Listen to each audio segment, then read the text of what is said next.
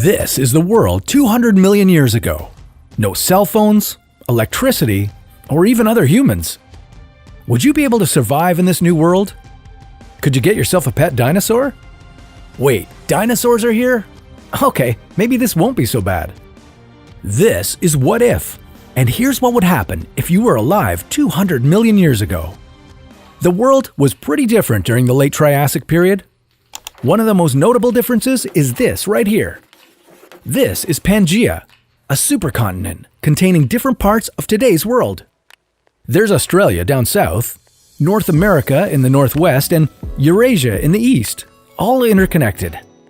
It would take you a while, but in theory, you could walk from California to France.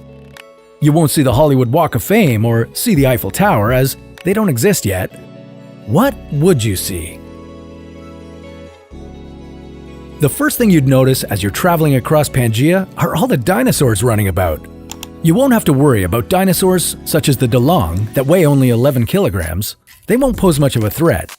But watch out for the Melanorosaurus, who has a height of 12 meters and would find you to be a tasty snack. Scientists say that the late Triassic period was the dawn of the first dinosaurs. Dinosaurs of all sizes would be everywhere. You'd also see some other crazy creatures you've never seen before, and some that may remind you of animals you see today. This species, known as the Drepanosaurus, with its reptile-like skin and arched back, might be one of the first versions of birds to ever exist. The Triassic period was an incredibly important 50 million years of evolution. A time with not a lot of competition between species, since just prior to this period, 70% of Earth's creatures were wiped out in a mass extinction event.